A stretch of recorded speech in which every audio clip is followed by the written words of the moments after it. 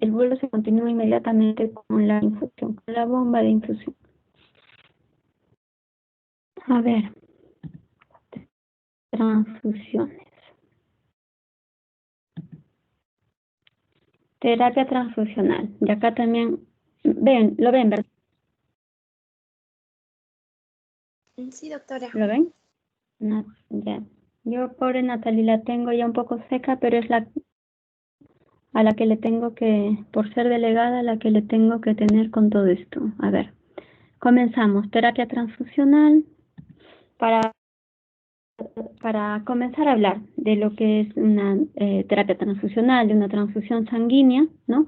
Tenemos que saber primero qué es una transfusión, pues es la transferencia de sangre o de cualquier componente sanguíneo de un sujeto a otro, ¿no? De un donante a un receptor, ¿no? Eso yo siempre les pongo, una transfusión de sangre puede salvar una vida, ¿no? Por lo tanto, hay que nosotros asegurarnos, o bueno, sí, pues como médicos o en los hospitales, la organización y todo, debería asegurarse de que tengamos todos los suministros adecuados para que no hagan falta en el momento de ser necesarios, ¿no? Las donaciones son súper importantes y son donaciones. Se supone no cuestan, ¿no? Y lo que nosotros deberíamos hacer es ir a donar. Los chicos pueden donar hasta 4 veces al año, las chicas 3 veces al año, ¿no? Pero si yo les pregunto a ustedes de los 63, 62 que son, y les pregunto cuántos van regularmente a donar, cuántos son donantes voluntarios, yo creo que los dedos de mi mano sobran, ¿verdad? Y es que eso es así en nuestro país. No tenemos cultura de donación, por lo tanto, cuando necesitamos en los hospitales, estamos desesperados buscando a nuestros familiares, a nuestros amigos y a todo el mundo para que vayan a donar. En hematología esto es crítico, porque nosotros trabajamos con pacientes que tienen alterada la médula ósea, que es la fábrica de la sangre, por lo tanto, no tienen pues muchas veces adecuada producción o por los tratamientos que reciben necesitan demasiadas transfusiones y muchas de ellas pues no se cubren, ¿no? Entonces, ¿para qué uno transfunde un componente sanguíneo? Para restablecer la función del que falta, ¿no? Que si a mí me falta hematíes, tengo que pasar hematíes, que si a mí me faltan plaquetas, tengo que darle al paciente plaquetas, ¿no? Pero no por decir, yo tengo hemoglobina de 7 y ahora quiero tener de 10, no para subir el número, sino por la función que cada uno de ellos cumple en el organismo. ¿Qué quiere decir eso? Pues, por ejemplo, ¿qué hace el glóbulo rojo? El glóbulo rojo transporta oxígeno. Por lo tanto, para mí un buen valor de hemoglobina no significa estar rosadita y rojita. Para mí un buen valor de hemoglobina va a significar que todos mis órganos van a estar bien oxigenados. O sea, no van a estar ahogándose, hipoxémicos, que yo me imagino una célula media dormida, media borracha, ¿no? Cuando le falte el oxígeno. Para eso me sirve la hemoglobina, para tener buena cantidad de un adecuado aporte de oxígeno a todas las células de mi cuerpo, ¿no? Entonces, lo que queremos restablecer es la función que cada uno de ellos hace dentro del cuerpo. Las plaquetas ¿para qué sirven? Para ir y ayudar en la formación de los coágulos, ¿no? Para la coagulación de la sangre. Por lo tanto, si yo me corto, necesito tener un adecuado nivel de plaquetas. Si yo tengo una enfermedad donde a pesar de tener buen número de plaquetas, mis plaquetas no funcionan, también necesitaré que alguien me done sus plaquetas que sí funcionen, ¿no? Entonces, este ejemplo creo que es más claro para decir de que no es solo la cantidad, sino la función que cumplen estos dentro de nuestro organismo. Entonces, esto en cuanto a lo que es hematíes y plaquetas. Y los otros hemoderivados que hablaremos ahora son el plasma y los crioprecipitados. Y estos tienen que ver con los diferentes factores de la coagulación. Entonces, lo que queremos corregir y esto sí lo tenemos que tener claro desde ahora, es el defecto funcional, ¿no?, que existe por la falta de uno de estos componentes sanguíneos. No debo exagerar en las donaciones porque yo sobrecargo de volumen. La sangre es líquida, todo lo que entra en transfusión es líquido. Si yo tengo una persona muy mayor con una falla cardíaca, yo no me puedo dar el lujo de ponerle 2 paquetes de sangre, por ejemplo. Es casi 1 litro. No, voy a fastidiar aún más a ese corazón y voy a aumentar tal vez la insuficiencia en mi pobre abuelo, ¿no?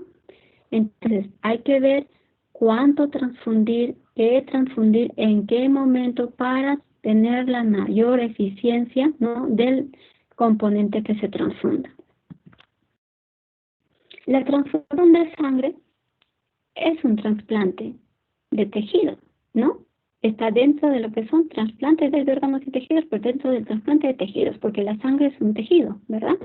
Todo el tejido hematopoyético. ¿Qué significa? Que nos están dando sangre de otra persona. Por lo tanto, yo puedo hacer reacción a ese trasplante, ¿no? Cuando ustedes hablan de trasplante de hígado, tiene que ser compatible. Trasplante de médula ósea no tiene que ser compatible porque haces un rechazo y hasta me puedo morir por el rechazo.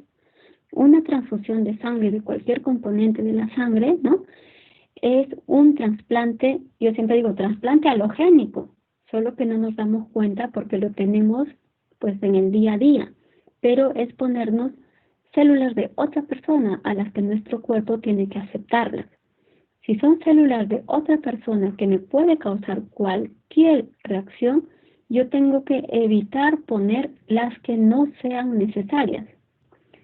O de hecho, de otro modo, tengo que poner o tengo que transfundir solo lo necesario, ¿no es cierto? Entonces, partimos de la sangre total. La sangre total es la que se obtiene cuando va una persona a donar, ¿no? Ponen la aguja y extraen la cantidad de sangre, que generalmente pues son 400, 450, más el anticoagulante, es medio litro de sangre que obtienen en una bolsa cuando uno va a donar. Esa es la sangre total, es la sangre que contiene todos los componentes tal y cual los estamos produciendo nosotros en nuestro día a día. Por lo tanto, a partir de esta sangre total, vamos a poder nosotros luego separar componentes y tener paquetes globulares, o sea, glóbulos rojos, nuestros concentrados de plaquetas, el plasma fresco congelado y el crioprecipitado.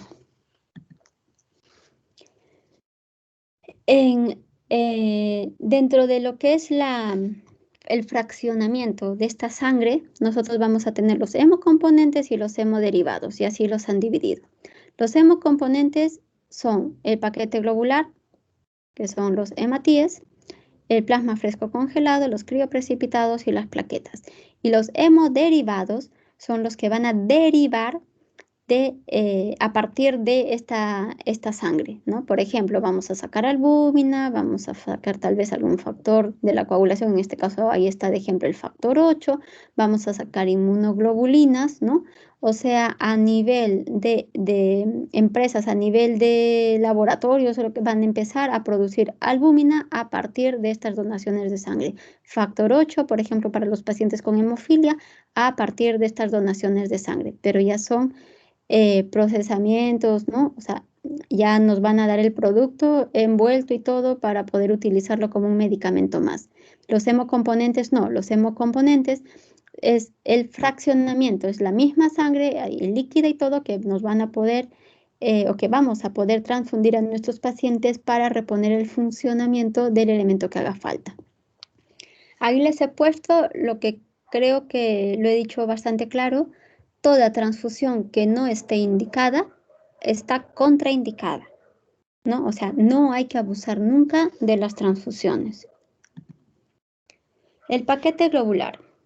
Paquete globular son los hematíes que van a quedar luego de retirar la mayor cantidad de plasma, ¿no?, de la sangre total. Generalmente la bolsita que nos dan va a tener un volumen de 200 a 250 mililitros, contiene hierro, por supuesto, y lo que más nos va a interesar nosotros para poder pautar una transfusión es cuánto voy a aumentar con cada paquete globular que yo ponga al paciente en la cifra de hemoglobina, ¿no? Entonces ahí les he puesto, por ejemplo, un paquete globular en una persona adulta me va a incrementar más o menos 1 gramo por decilitro, ¿no? 1 gramito o un puntito en la hemoglobina o en el hematocrito 3.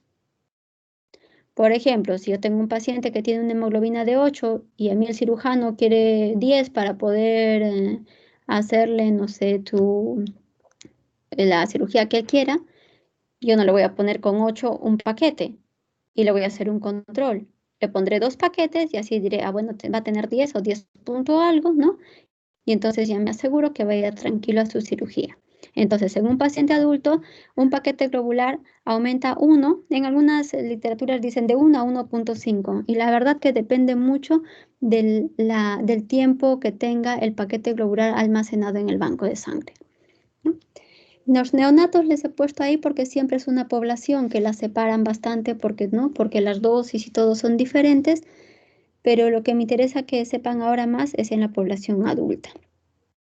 El control después de hacerle una transfusión de un paquete globular a un paciente no debe ser antes de las 6 horas, ¿no? Es ponerle el paquete globular y entonces si quiero controlar qué tal me ha ido mi transfusión, pues 6 horas después mínimo. ¿Y cuánto van a durar y cuánto debería durar ese glóbulo rojo transfundido? Pues al menos 2 meses en el paciente, ¿no? Esto es todo en un paciente no hematológico, por si acaso, ¿ya? Pero es así. Entonces, tenemos un paquete globular que va a tener un volumen de 200 a 250 y que me va a aumentar más o menos 1 punto en la hemoglobina a mi paciente cada vez que yo lo transfunda. ¿Cuáles son las indicaciones? Pues las anemias. Anemias agudas, anemias crónicas, ¿no? Una anemia aguda ni siquiera te varía muchas veces todo lo que es el estudio de la hemoglobina. O sea, tus constantes corpusculares y todas estas no se alteran cuando una hemorragia es aguda. Simplemente hay un sangrado espectacular y tienes una caída de hemoglobina a veces de 5, 6 puntos, 7 puntos, ¿no? Y lo único que puedes hacer en ese momento es transfundir. ¿Por qué? Porque ese corazón no está acostumbrado a bombear esa cantidad de sangre, porque las células que están súper oxigenadas lo van a notar, ¿no? Y funciona así más o menos. Hemoglobina lleva oxígeno a las células. Cuando hay una hemorragia, caen los hematíes, cae la cantidad de hemoglobina, cae la cantidad de oxígeno y las células empiezan con todos sus feedback y mandan orden al corazón. Oye, tú no estás trabajando bien. Necesitamos más oxígeno. Y el corazón, tum, tum, tum, tum, tum, tum, a palpitar más rápido y a trabajar mucho más, ¿no?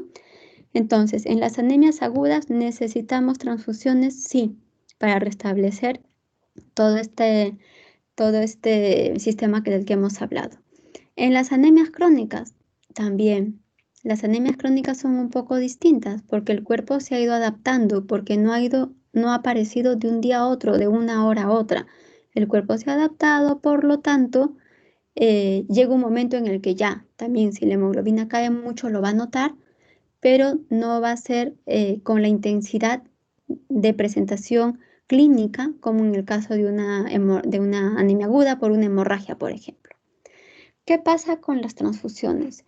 Las transfusiones, se las he puesto ahí, a mí me hacen como unos picos de serrucho.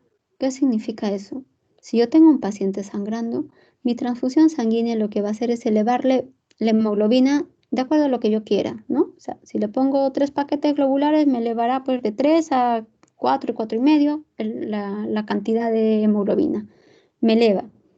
Pero eso no es lo verdadero, no es la producción que tiene mi paciente, eso es lo que yo le estoy poniendo. Una vez que terminen de actuar estos glóbulos rojos ahí, me va a caer si es que yo no trato la causa principal de la anemia, ¿no? Entonces, las transfusiones me sirven para elevar de forma aguda o de forma rápida el nivel de hemoglobina para poder compensar a mi paciente mientras yo intento que él lo produzca de manera natural, ¿no? Por su propia cuenta. En una cirugía programada también se indican transfusiones. ¿Por qué? Porque si yo tengo un paciente que viene con menos de 8 de hemoglobina y lo quieren ingresar para quirófano, el anestesiólogo no me va a aceptar. El anestesiólogo me va a poner una cifra de hemoglobina de 10 mínimo. Y si está un traumatólogo que va a operar rodilla, me va a decir, no, yo necesito 12 y con reserva de paquetes globulares porque es una cirugía muy sangrante. Entonces, en los casos de cirugías, y más si son estas cirugías programadas, hay que transfundir, transfundir y tener de reserva paquetes para transfundir intraoperatorio, ¿no? Dependiendo de cómo vayamos a prevenir que vaya a ser esa cirugía. Yo como hematóloga no lo sé, pero si a mí el cirujano me dice, no, esta cirugía sangra, entonces, bueno, hay que tener de reserva tanto de sangre, no tantos paquetes de sangre, o tal vez empiezo yo mejor a tratar esa mi anemia y la empiezo a elevar yo solita para que no necesite tanta sangre durante la intervención quirúrgica, ¿no? Pero en la cirugía se transfunde, también se transfunde. Luego, esta otra, cuando la anemia no tenga tratamiento específico o la cirugía sea de emergencia. También, ¿qué significa, doctora, que la anemia no tenga un tratamiento específico? ¿Qué pasa si yo tengo un paciente con un diagnóstico hematológico de no sé, un mielodisplásico o una aplasia medular? Esa médula no produce y tiene que operarse el señor. Yo no me voy a, o sea, yo por más de que le dé lo que le dé, no voy a poder subirle la hemoglobina, salvo le hago un trasplante de médula ósea, pero para eso ya la cirugía, dependiendo qué tan urgente haya sido, o la mató a mi paciente o ya no es necesaria, ¿no? Entonces, si la anemia no tiene un tratamiento específico, ¿puedo transfundir? Sí. ¿Debo transfundir? Sí. Si la intervención quirúrgica es de emergencia, ¿debo transfundir? Sí. No me voy a esperar a que suba la hemoglobina por su cuenta para operar una apendicitis, por ejemplo. Entonces, en resumen, les he puesto ahí, ¿cuál es la cifra de hemoglobina en el que todo el mundo más o menos ha caído de acuerdo, en el que te dice que el cuerpo puede tolerar o puede aceptar el nivel 7 gramos por decilitro? Con ese nivel se supone que se asegura una oxigenación adecuada para todos los tejidos o todas las células del cuerpo. Menos de 7 requiere transfusión, sí requiere transfusión. Si está entre 7 y 10 hay que evaluar otros factores. La hemoglobina es como la gasolina en los carros. Si yo tengo mi tanque lleno, voy y vuelvo a donde quiero. Si yo tengo solo la reserva del tanque, pues no se me va a ocurrir ir a, no sé, acá a Paracas y de vuelta. No, ¿no? Entonces la hemoglobina me da esa actividad, esa vitalidad, porque está oxigenando mis tejidos. Por lo tanto, dependiendo de la actividad que tenga, dependiendo de lo que se vaya a hacer, se pueden evaluar los factores para poder transfundir a un paciente. Si la hemoglobina está más de 10, pues no lo transfundo, no requiere transfundir. Doctora, ¿y si es un paciente que viene de altura? Bueno, si es un paciente de Cerro de Pasco que está acostumbrado a hemoglobinas de 18 y viene con 10, por supuesto que no solo lo voy a transfundir, voy a empezar a hacer todo el estudio hematológico porque algo ha de estar pasando ahí. Eso respecto a lo que es paquete globular. Ahora, las plaquetas. Las plaquetas es el resultado de quitarle a la sangre total masa eritrocitaria, plasma, leucocitos, todo. ¿Con qué nos quedamos? Con plaquetas. Todos estos procedimientos se hacen en banco de sangre y estos van a través de la centrifugación. Con la centrifugación se empiezan a separar todos los elementos celulares y en este caso pues obtenemos las plaquetas. Para todo esto hay máquinas, por si acaso. Las plaquetas son las únicas, ¿no? O los únicos componentes de la sangre que van a necesitar estar a una temperatura de ambiente. Los paquetes globulares se guardan congelados. Las plaquetas están a temperatura de ambiente, exactamente en una habitación a nuestro lado, o sea, y en constante movimiento. Son como unas máquinas que tienen como unas bandejas, que las bandejas se mueven, ¿no? Para adelante, para atrás, las plaquetas encima, y a temperatura de ambiente tienen que estar siempre en movimiento. ¿Por qué? Porque las plaquetas se agregan, ¿no? Y empiezan a formar agregados plaquetales, y después si yo transfundo una bolsa así, pues ya no me va a rendir tanto en mi paciente.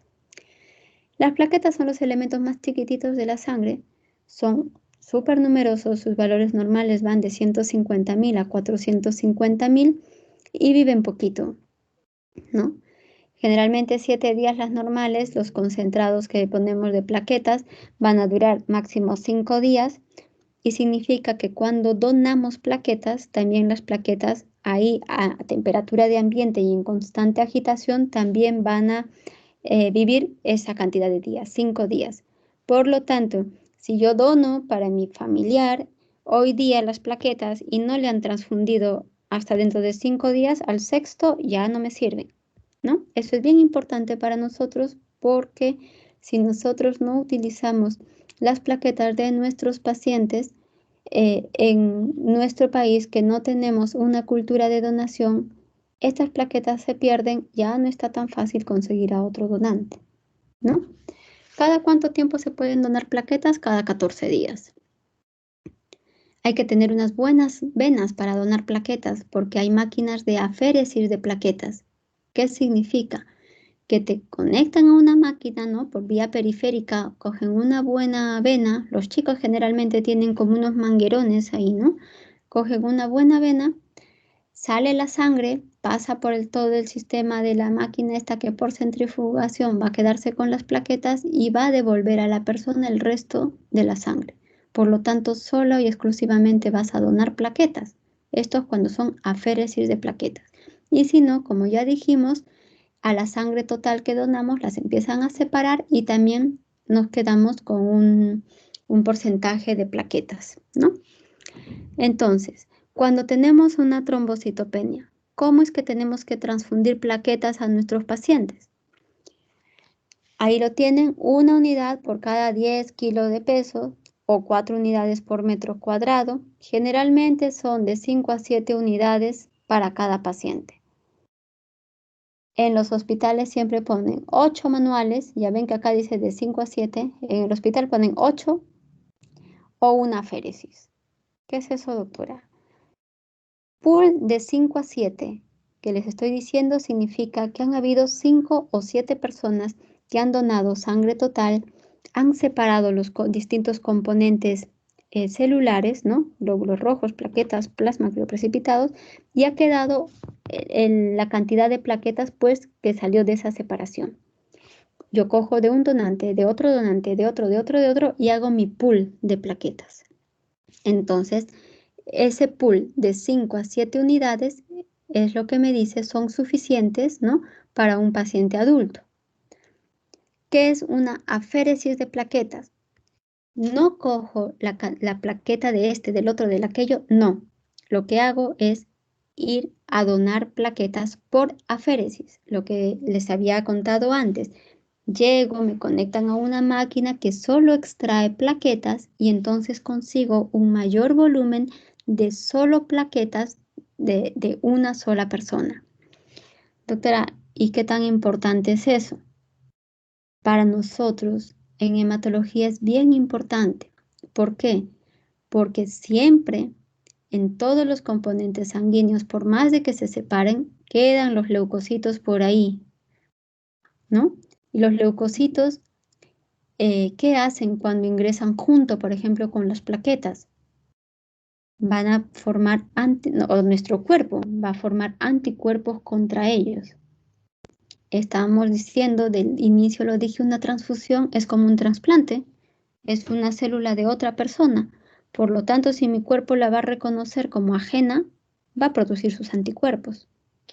Entonces, cuando nosotros necesitamos una transfusión de plaquetas una vez en la vida y me ponen un pool de 7 unidades, no pasa nada, porque lo estoy necesitando una vez en mi vida.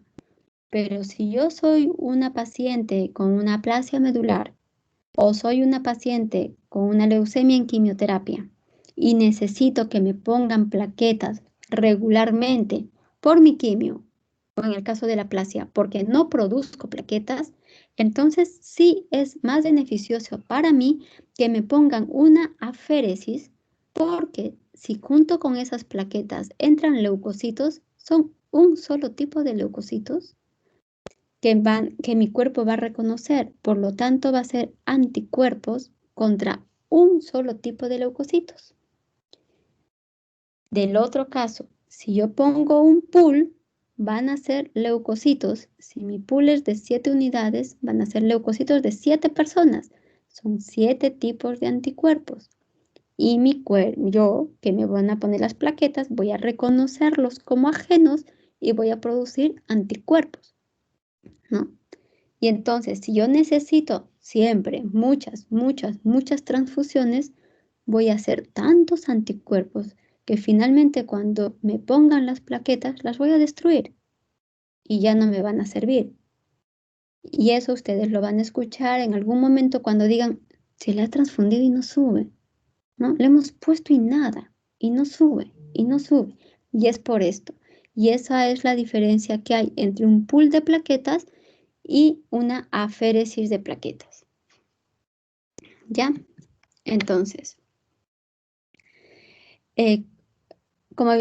¿cuánto me aumenta las plaquetas con las transfusiones? O sea, una transfusión de plaquetas, ¿cuánto me aumenta? Cada unidad me va a aumentar entre 7 a 10.000. Más fácil de calcular, 10.000, ¿no? Por lo tanto, si yo cojo un pool de 5 unidades, voy a aumentar 50.000. ¿Para qué me sirve eso? Porque si yo tengo a un paciente, tendré que ver su hemograma y tendré que ver cuántas plaquetas tiene. Si tiene 30.000 plaquetas y está sangrando y yo quiero que tenga 100.000 plaquetas, necesito 70.000, ¿no es cierto? Por lo tanto, si cada unidad me sube 10, pues necesitaré 7 unidades para subir esas 70.000. ¿Sí? Entonces, ¿cuándo es que nosotros transfundimos plaquetas? Hay dos indicaciones, las profilácticas y las terapéuticas. Profilácticas las preventivas y las terapéuticas las que son ya de tratamiento. Cuando yo doy las transfusiones terapéuticas, ahí lo tienen. Si yo tengo una hemorragia activa, estoy por ejemplo con melenas y mi conteo de plaquetas es menos de 50.000. Entonces, en una hemorragia activa, mi número de plaquetas tiene que estar por encima de 50.000, ¿no? Entonces, hemorragia activa, 50.000 para arriba. Ahí hay otro, mira, 100.000. Cuando hay unas hemorragias, dice hemorragia microvascular difusa, poscirugía cardiopulmonar, hay muchísimas indicaciones, ¿ya? Y de acuerdo a cada indicación hay diferentes cifras de plaquetas que uno tiene que mantener. Lo que me interesa que sepan, hemorragia activa, 50.000, ¿ya? Por eso es que cuando muchas veces hacen las preguntas, ¿cuánto de cifras necesito para una cirugía? Les ponen 50.000 como respuesta, ¿no? ¿Pero por qué? Porque se supone que una hemorragia activa se puede controlar con 50.000 plaquetas, con 50.000 a más plaquetas, ¿no? O sea, con mínimo 50.000. Pero no son todas. Ya ven ahí que si tienen algún problema cardiopulmonar, nos van a pedir más de 100.000, ¿no? ¿Cuándo no se debe transfundir plaquetas? En una PTI, ¿no? Entonces, ¿cuándo no debo transfundir plaquetas? PTI. Muy bien. ¿Por qué? Porque es un problema inmune. Y si yo pongo plaquetas, voy a hacer que mis anticuerpos antiplaquetas aumenten y lo que van a hacer es destruir aún más las plaquetas. Por lo tanto, PTI no transfundo plaquetas. Doctora, nunca transfundo plaquetas en una PTI. No, porque en medicina nada es al 100%, ¿no? ¿Cuándo transfundo plaquetas en una PTI? Cuando hay una hemorragia, por ejemplo, del sistema nervioso central. ¿Por qué? Porque las plaquetas que pongamos van a ir directamente a cubrir esa hemorragia. Y por otra cosa bien importante, ¿no? Que si yo no transfundo, esa hemorragia va a continuar y se va a enclavar mi paciente. Entonces, si se dan cuenta, en el caso de PTI no se transfunde solamente si es que ya no tienes otra opción, ¿no? Como es el caso de una hemorragia del sistema nervioso central. Entonces, para recordar, una transfusión está indicada cuando tenemos una hemorragia activa y las cifras de plaquetas están por debajo de 50.000. Eso es lo más importante. ¿Y cuándo es una indicación de una transfusión profiláctica, o sea, preventiva? Cuando las plaquetas están menos de 10.000. Ahí sí, ya no me interesa tanto que tenga el paciente. Si está menos de 10.000, se tiende a transfundir. ¿Por qué? Porque hay riesgo de sangrados espontáneos, ¿no? Esto para todos los especialistas. Les puedo dar excepciones, pero en términos generales, con menos de 10.000 plaquetas se transfunde porque hay riesgos de sangrado espontáneo. Luego, hay factores que nosotros podemos presentar que pueden consumir plaquetas. Doctora, ¿qué es eso? Por ejemplo, si yo tengo fiebre, mis plaquetas se consumen. Si yo tengo una infección, las plaquetas se consumen. Si yo estoy hipertensa, consumo plaquetas. Si hay una hepatoesplenomegalia más esplenomegalia, estoy destruyendo plaquetas por ahí, por lo tanto se consumen plaquetas. Entonces, estos son factores de hiperconsumo que hacen que lo que les dije antes, de la cifra de 10.000, cambiemos un poquito y le aumentemos el rango a 20.000. Por lo tanto, si yo tengo un paciente que tiene, que está con una infección y tiene fiebre, ¿no? Una apendicitis ya. Y tengo que mi paciente está con 13.000 plaquetas, no voy a esperarme a 10.000, ¿no? ¿Por qué? Me está consumiendo y esas 13.000 mañana van a ser menos. Por lo tanto, transfundo. Y si mi paciente tiene 20.000 plaquetas y también tiene fiebre, igual transfundo, porque igual se va a consumir, ¿no? Entonces, esos factores de hiperconsumo nos hacen ampliar un poquito más las cifras de plaquetas, límites para transfundir. Ahora, como les había dicho antes, hay distintos niveles de plaquetas que nos exigen para distintas, principalmente cirugías. Y la de las más altas, pues son las de los neurocirujanos, ¿no? Y las microcirugías. Por ejemplo, la de ojos. Ellos siempre te van a exigir plaquetas por más de 100.000, ¿no? Ahora, la mayoría de los especialistas tienen mucho miedo a las plaquetas bajas. También nuestros colegas, los odontólogos. Los odontólogos a veces quieren 100.000 plaquetas para quitarte un diente, ¿no? Entonces tú les dices, no, mi paciente con 50 se puede quitar, ¿no? Pero eso no le puedes decir al neurocirujano que dice que va a operar un tumor cerebral. Te dice 100.000, tú dices, ya, 120.000 si tú quieres, ¿no? Está bien. Entonces, hay distintos valores, distintas cifras, distintos valores que nos dan de plaquetas de acuerdo a las patologías de cada paciente y de acuerdo a lo que se vaya a realizar. Eso en lo que son los elementos celulares, hematíes y plaquetas. Ahora, el plasma fresco congelado también se obtiene de la sangre total. Se congela, se guarda a menos 18 grados. De ideal dicen a menos 30, pero muchas veces no se tienen todos esos aparatos para poder conservarlos y una cifra de menos 18 ya es adecuada. Cuando nuevamente separan la sangre total, separan paquete globular concentrado de hematíes, plasma fresco congelado, que es el que estamos viendo ahora, y crioprecipitados. El plasma fresco congelado queda en un volumen casi como los hematíes, ¿verdad? De 200 a 250 mililitros aproximadamente. Y estos sí se pueden guardar, a diferencia de las plaquetas, y pueden permanecer congelados por 6 meses y hasta un año si es que las temperaturas son menores. Los paquetes globulares se pueden guardar hasta un año también, creo que no se los había dicho. El plasma fresco congelado es bien importante para nosotros porque lo que contiene son los factores de la coagulación, ¿ya? todos los factores de la coagulación, todos están en el plasma fresco congelado. Y lo importante es que una vez que se haga la extracción de la sangre total, se empiece a hacer todo el fraccionamiento, o sea, toda la división de todos estos componentes, ¿no? Dentro de las 6. ¿Cuándo es que vamos a usar, ¿no? Este plasma fresco congelado? Pues cuando querramos restaurar la función hemostática, ¿no? Cuando nos falte algún factor de la Q1 o varios factores de la coagulación, se nos alteran, el paciente tiene un perfil de coagulación alterado, entonces nosotros queremos que la función de la hemostasia esté bien, por lo tanto, indicamos plasma fresco congelado. ¿Cuál es la dosis? De 10 a 15 mililitros por kilo, ¿no? En los pacientes adultos. Esa es la dosis usual, la que usamos generalmente, de 10 a 15 mililitros por kilo. Los he puesto ahí en rojo. ¿Qué más? También les he puesto la dosis de los neonatos por ser una población muy específica, pero lo que me interesa que sepan es en los adultos pues de 10 a 15. Ya en los niños también, ¿no? Solamente neonatos son los que están separados.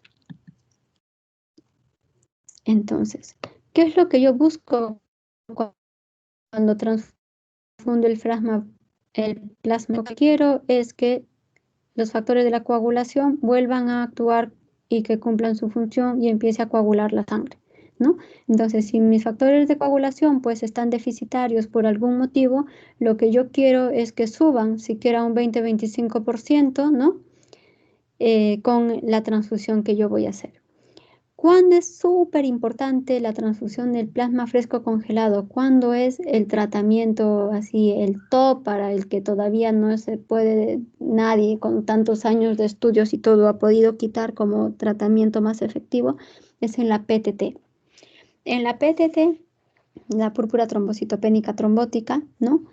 Se hacen los recambios plasmáticos, se le pone plasma al paciente, se retira su plasma, no se hacen todos los recambios plasmáticos y es donde mejor donde mejor actúa, ¿no? Donde mejor vemos cómo cumple su función los factores de la coagulación al restituir el plasma del paciente.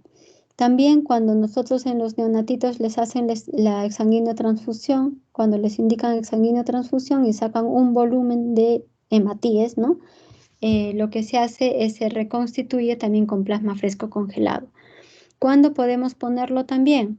Y esto vamos a volver a la clase de anticoagulación. Si ustedes se acuerdan, cuando nosotros dábamos la warfarina y queríamos revertir su efecto, dábamos vitamina K.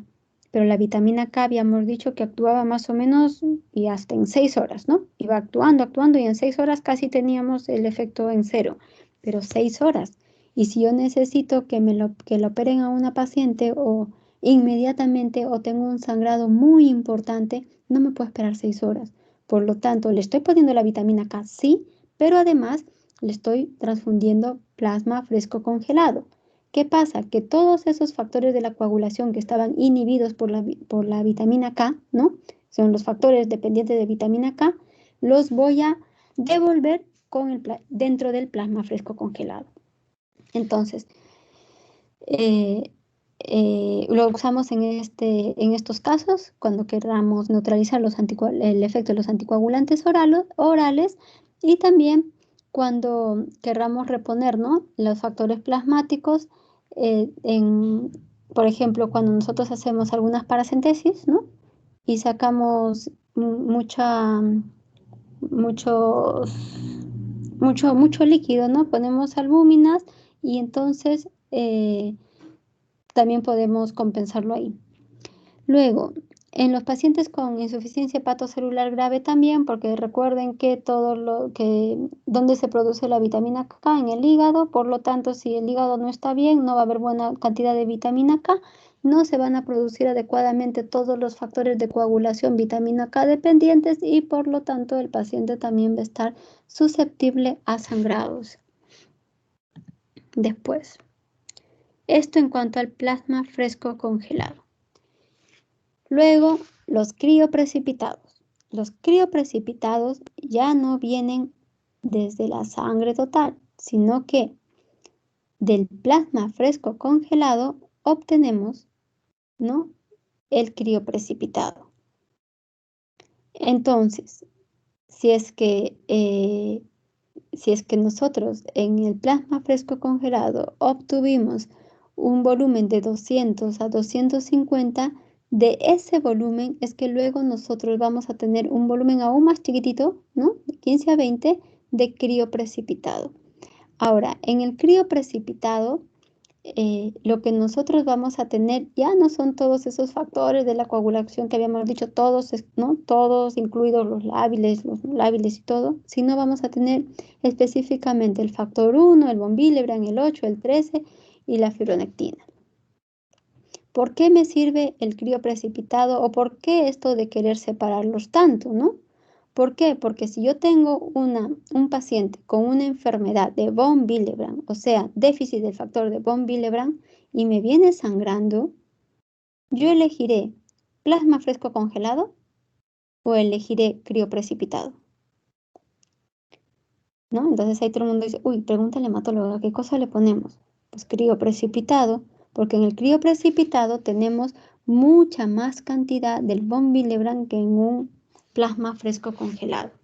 Igual si viene un paciente con hemofilia, ¿no? Una hemofilia A, déficit del factor 8, y entonces viene sangrando una hemofilia A leve, pero pues se cayó, no sé, está en la bicicleta, un niño se cae y viene sangrando, y tengo hemofilia sí, pero estoy en un lugar donde no tengo mi factor ni nada, y entonces hay que pasarle algo, hay que compensar ese sangrado. ¿Qué le ponemos? ¿Plasma fresco congelado? No, crioprecipitados, porque va a tener mucho más cantidad del factor 8 para el caso de la hemofilia A y además el volumen va a ser menor. Por lo tanto, no voy a sobrecargar de volumen, ¿no?, para poder compensar bien la cantidad de factor deficitario. Entonces, ¿cuál es la dosis? Es 1 unidad por cada 10 kilos de peso, ¿no? El factor 1, recuerden que es el fibrinógeno. Por lo tanto, si en nuestros perfiles de coagulación vemos fibrinógeno bajito, no hay que transfundir plasma, hay que transfundir crioprecipitado. Si peso yo 60, me tendrán que transfundir 6 unidades. Si peso 80, 8 unidades, ¿no? Si peso 100, pues 10 unidades, ¿no? Entonces, lo importante es, ¿no?, siempre en todos los componentes de la sangre recuperar la función que estos ejercen dentro de todo lo que es la circulación sanguínea y los procesos de coagulación y anticoagulación. Entonces, ahí están las indicaciones, ¿ven? Las indicaciones del crioprecipitado lo vemos más, ahí les he puesto los más importantes o los que más vemos, ¿no? En una enfermedad de von Willebrand, porque tenemos buen porcentaje de von Willebrand dentro del crioprecipitado, igual que en una hemofilia, tenemos buena cantidad de factor 8, el fibrinógeno, que también es bastante importante, ¿no? Y entonces en estos casos, acá me faltó marcar el disfibrinogenias o hipofibrinogenia con rojo, que esos son los tres más importantes, fibrinógeno, von Willebrand y hemofilia. Después de ver eso, todos los componentes de la sangre, y al haber dicho de inicio que era como un trasplante halogénico porque es de otra persona, tenemos que ver siempre que haya compatibilidad, ¿no? Esta compatibilidad yo no pretendo que se la memoricen. Hay cuadros de este tipo, de otros tipos y todos, y que son cuadros que en el mismo banco de sangre lo tienen para orientarse, porque recuerden que cada vez que se hace una transfusión se hace pruebas de compatibilidad, ¿no? Salvo pues que sean de emergencia y todo, que ya hay otras opciones, pero en todos los componentes sanguíneos a transfundir se tiene que hacer pruebas de compatibilidad. Sabemos que el donante universal es el grupo O, 0, como quieran llamarle, y el receptor universal es el AB. Cuando se hable de donante universal o receptor universal, se toma en cuenta principalmente lo que es el paquete globular, ¿no?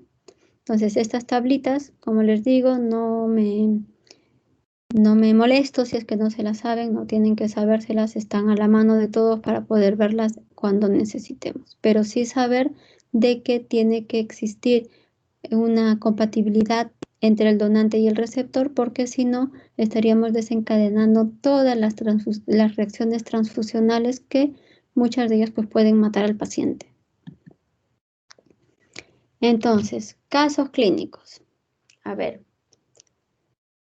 o antes de empezar, ¿alguno que tenga alguna pregunta, algo que haya quedado así muy flojito tal vez, que quieran afianzar un poco más? Si no, continuamos con el caso y de acuerdo al caso vamos viendo, ¿ya? A ver, paciente varón de 21 años, no tiene antecedentes médicos de interés, tiene un accidente de tránsito mientras conducía su moto, lo llevan a emergencia por una fractura de pelvis. O sea, debe haber sangrado muchísimo este chico. Tiene una hemoglobina de 7, normo. Si yo veo una anemia, sería anemia severa, normo, que no le ha dado tiempo a nada a este paciente, simplemente bajó hemoglobina. Plaquetas en 105.000, leucocitos normales 5.700. Su tiempo de la coagulación está para arriba, su INR está normal, pero su TTPA está para arriba. Habrá que estudiarlo luego, ¿sí? Podemos completar si quieren todo el caso, pero de inicio, ¿qué haríamos? Necesito diagnóstico los que quieran, porque tiene varios diagnósticos, ¿no? El primero, fractura de pelvis. Segundo, a ver, alguien que se anime con un diagnóstico, de acuerdo a los valores. Plaquetopenia, doctora. Plaquetopenia. Otro diagnóstico, alguien que se anime. Otro, a ver. Doctora, podríamos decir una anemia normocítica normocrómica. Una anemia, ¿no? Ya a punto de ser severa, menos de 7, ¿no? Anemia normocítica normocrónica. Ya tenemos anemia, trombocitopenia y una fractura de pelvis. ¿Algo más?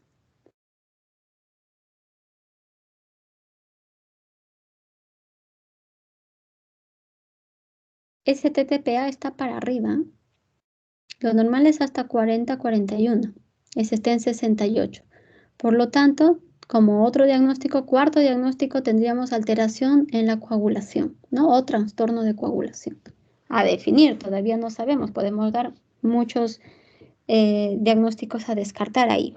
Pero tenemos 4 diagnósticos: fractura de pelvis, una trombocitopenia que me dijo José, ¿verdad? Una anemia que me dijo Ángelo, puede ser, y tenemos el trastorno de la coagulación, 4. ¿Transfundiríamos a este paciente? Sí, no.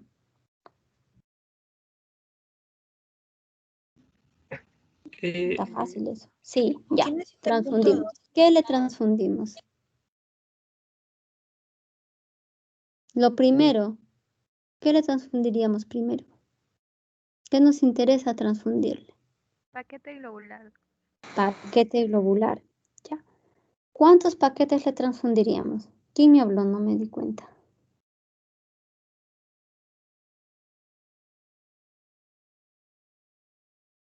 ¿Cuántos paquetes globulares? A ver. 1, 2, 3. ¿Cuántos paquetes le transfundiríamos? Ya les ponemos algo más. Necesita ir a cirugía. Serían 3. 3, doctora. 3 paquetes. Unos 3 paquetes, ¿no? Al menos voy a subir mis 3 puntos para llegar a 10 y si sube 1,5, pues mejor, pero al menos mis 10 me aseguro para que pueda entrar bien a quirófano. Entonces, sin que nos tiemble el lapicero, transfundir 3 paquetes globulares. Ya le pondré una furosemida en medio, ¿no? O algo, pero él necesita sus 3 paquetes porque va a entrar a quirófano, ¿no? Entonces, transfundiríamos paquete globular. ¿Algo más le transfundiríamos? ¿Haría falta transfundir plaquetas? Está como trombocitopenia. Eso clarito lo tenemos, está a menos de 150.000. ¿Pero haría falta transfundir plaquetas?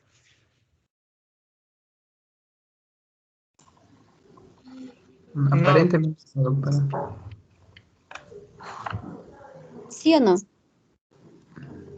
No, A ver, uno que diga sí, ¿por qué? Y el otro que diga no, ¿por qué? doctora, no sería necesario porque tiene más de 50.000, entonces puede entrar incluso a la cirugía sin riesgo de hemorragia. Ya, no porque tiene más de 100.000, sería, bueno, 50 ya para una cirugía, pero hasta tiene más de 100.000, o sea, hasta la cabeza le pueden abrir y no pasaría nada. Ya, plaquetas decimos que no, porque sí, sus cifras están aceptables para una cirugía a pesar de no ser normales, ¿no? Entonces, plaquetas no transfundimos. Muy bien. Vamos, 3 paquetes globulares. ¿Algo más transfundimos?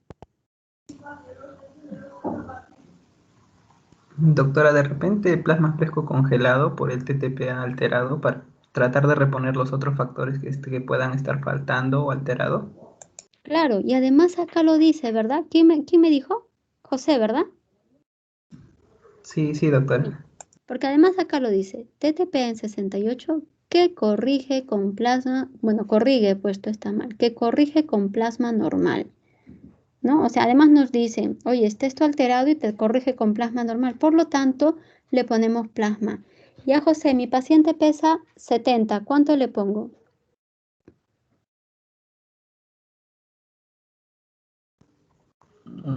Bueno, dijo que por cada 10 kilos se debe poner una unidad, entonces me parece que 7 unidades. Le pondríamos 7 unidades o 70 por 10, también 700 mililitros. De 10 a 15, unos dicen de 15 a 30, ¿no? Pero sí, así es, por cada 10 una unidad y ya estás tranquilo. Y en todo caso, pues se hace un perfil de coagulación nuevo y te aseguras antes de que entre a cirugía, ¿no? Pero acá lo importante era que hay que transfundir hematíes, sí, 3 paquetes porque necesitamos que vaya a cirugía. No 7, ya ponle 2, ¿no? Uno seguro que no es, pero ponle 2. No, necesita 3. Plaquetas no necesita, a pesar de estar bajitas, no están en rango que necesite transfundir a pesar de que va a cirugía. Y acá sí tenemos que corregir la coagulación para asegurarnos de que no sangre mientras lo operan. Y además te dicen acá, corrige con plasma, o sea, ponerle plasma, ¿no? Ese en el primer caso. En el segundo, tengo una paciente que está en tratamiento con heparina endovenosa y desarrolla un cuadro compatible con apendicitis, ¿no? Requiere que ingrese a la sala quirófano en las próximas 24 horas. ¿Qué plantearíamos con ella? Ahí tenemos 5 opciones. ¿Quién se anima a ver?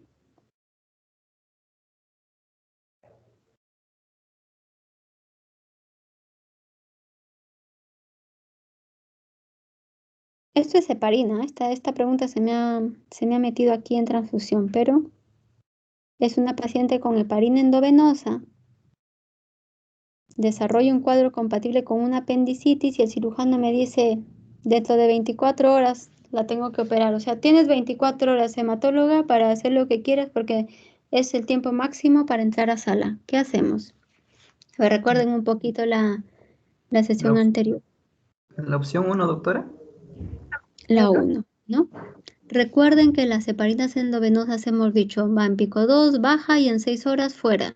Por lo tanto, si me dice 24 horas, no tengo que estar siquiera preocupándome en calcular la protamina. Simplemente suspendemos la heparina y podemos operar pasadas las 6 horas, ¿no? Si me dijeran, tiene que entrar a sala ahora, ¿ya? Entonces sí, pues, ¿no? La protamina. Acá hay otro, de otra paciente, que no tiene factores de riesgos, que ingresa a unidad coronaria del hospital porque tiene una cardiopatía isquémica. La analítica realizada a su llegada, tiene una hemoglobina de 8 que antes no la conocían, ¿no? Y en este caso dicen, la actitud más adecuada con respecto a la anemia es...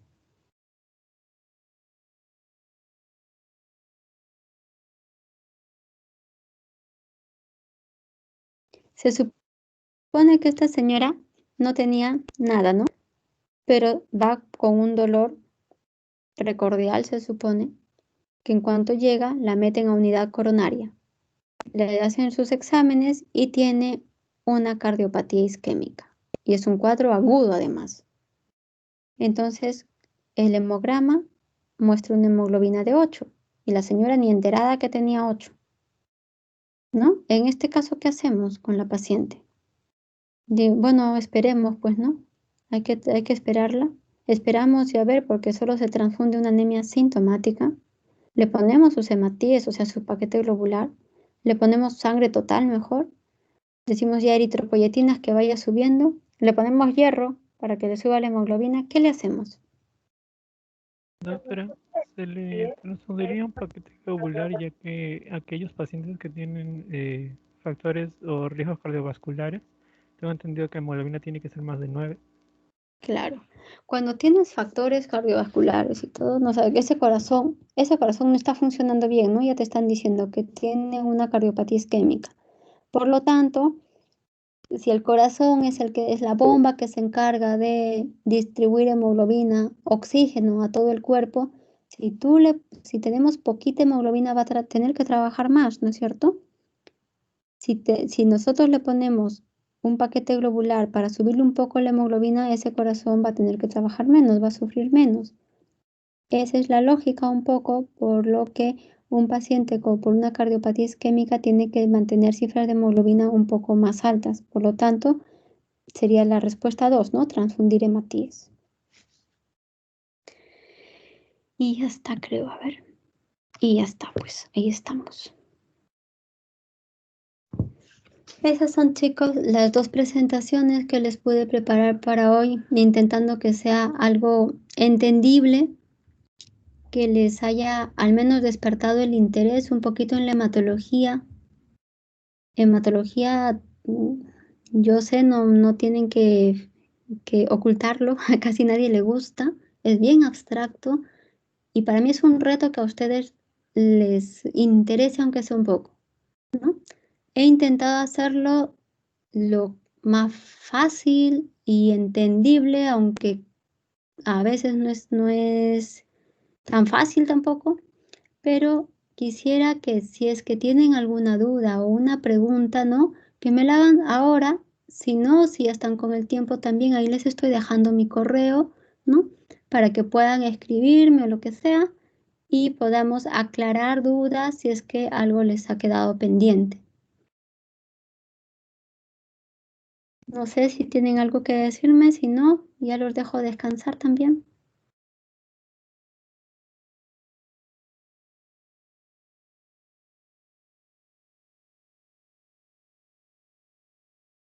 Doctora, disculpe, creo que no hay preguntas, pero quería agradecerle de verdad la clase, porque cómo ha llevado la clase, porque en realidad, como dice, la hematología a veces no es tan divertida ni a veces no nos llama mucho la atención. Ha hecho la clase tan didáctica, de verdad, doctora, que creo que muchos se pueden animar a seguir esa especialidad. Ahora sí, ahí me pongo para que siquiera me vean. Ya les digo, cualquier cosa que necesiten o lo que sea, yo estoy ahí en el Hospital Almenara, ustedes están cerca. Yo conozco su facultad, yo soy de San Marcos, ¿no? Pero desde que he llegado, la verdad es que siempre he estado apoyándolos y ahora ya de forma oficial. Me gusta mucho enseñar, mi reto es que les guste la hematología. Si tienen alguna duda, si tienen alguna curiosidad, si quieren pasar por el hospital, bueno, ahora no los dejan, pero ¿no? Ahí estamos con los brazos abiertos, dispuestos siempre a ayudarlos, ¿no? Igual, si tienen alguna crítica, ¿no? Para la clase, decime, doctora, por favor, la próxima, esto así, o si no, nos gustaría más de este modo, también bienvenido, encantada yo, ¿no? Porque todas son críticas constructivas. Nunca me voy a sentir ni ofendida ni nada, y al contrario, cuanto más preguntas me hagan a mí mejor, porque es una forma yo de obligarme a seguir estudiando cada día para ustedes, ¿no? Y si no sé, pues les diré, oye, Natalie, esto que me has dicho ahora mismo no lo tengo claro y lo revisamos y lo discutimos. Y si lo tengo súper claro en ese momento, pues me siento y se los explico. ¿Ya? Entonces, chicos, no los conozco, he estado viendo algunas fotos por ahí.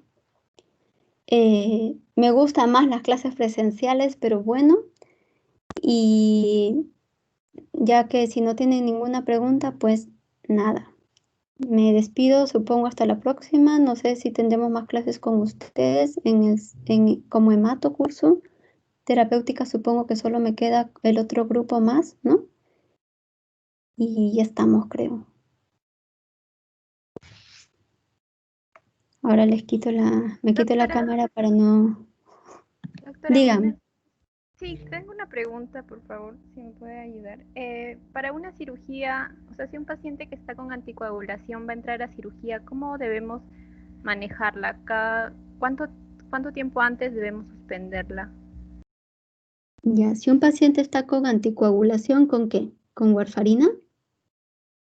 En ambos casos, ¿cómo se manejaría? Con Ya, heparina y con warfarina. ya. Si tú tienes un paciente que está con warfarina, por ejemplo, no, más fácil primero con heparina. Si está un paciente con heparina y está para una cirugía programada, es distinto, cirugía programada, cirugía de emergencia. Si tienes un paciente para una cirugía programada y está con enoxaparina, por ejemplo, cada 12 horas, lo único que hay que hacer es suspender la enoxaparina 12 horas. Algunos quieren 24 horas, pero con 12 horas mínimo antes del procedimiento, ¿no? Entonces, lo que usualmente se hace es, si yo, por ejemplo, me pincho 8 de la mañana, 8 de la noche y mañana me van a operar, ¿no? Si mañana me operan, yo me pincho hoy 8 de la mañana, en la noche ya no me pincho y al otro día 8 de la mañana me estoy operando. Por lo tanto, quedo 24 horas, me súper aseguro de que no tenga ningún tipo de riesgo de sangrado. Algunas personas quieren dar dosis menores en la última dosis también. Yo no suelo hacerlo. Normal, a veces hacen el día previo. En la mañana me pongo la dosis normal, en la noche me pongo la mitad de la dosis y al día siguiente voy a que me operen. También lo suelen hacer. Pero yo es el día previo solo me pongo la dosis de la mañana y nada más hasta el otro día de la operación. 24 horas sin heparina. Eso en lo que es heparina. En lo que es warfarina. La warfarina, así como tarda 4 días en llegar a niveles, ¿no? 3, 4 y hacemos el control al quinto día para tener un nivel en sangre, una vez que tú la suspendes, también el efecto se va en lo mismo, 3, 4 días. Por lo tanto, en una cirugía programada, yo puedo suspender mi warfarina 5 días antes y entonces no voy a tener ningún problema de riesgo de sangrado, pero programada. Y además, cuando yo suspenda, al tercer día se supone que se le va a estar yendo ya el efecto, tengo que hacer lo que llamamos pauta puente. ¿Y qué es eso? El día, si tienen un papel y un lápiz, escríbanme.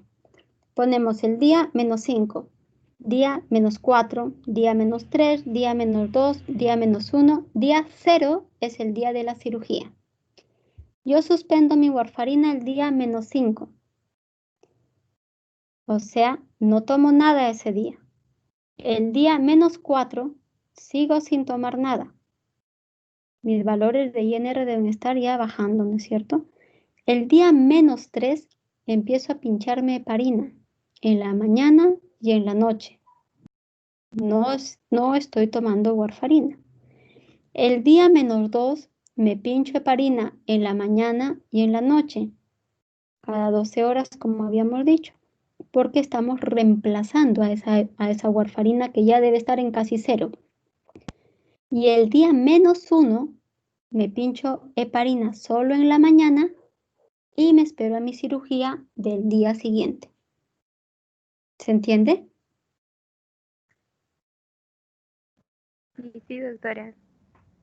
Así es como trabajamos con la pauta puente. Suspendemos warfarina, al tercer día ayudamos con las heparinas porque no nos vaya a hacer algún evento trombótico y luego llegamos al día de la cirugía.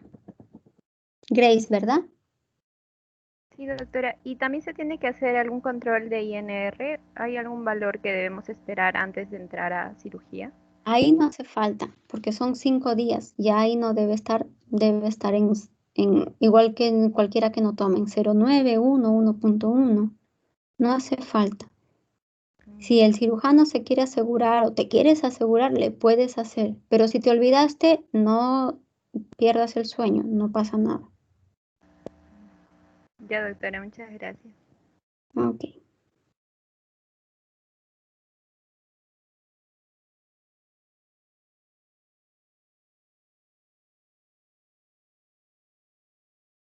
Ya estamos, ¿verdad?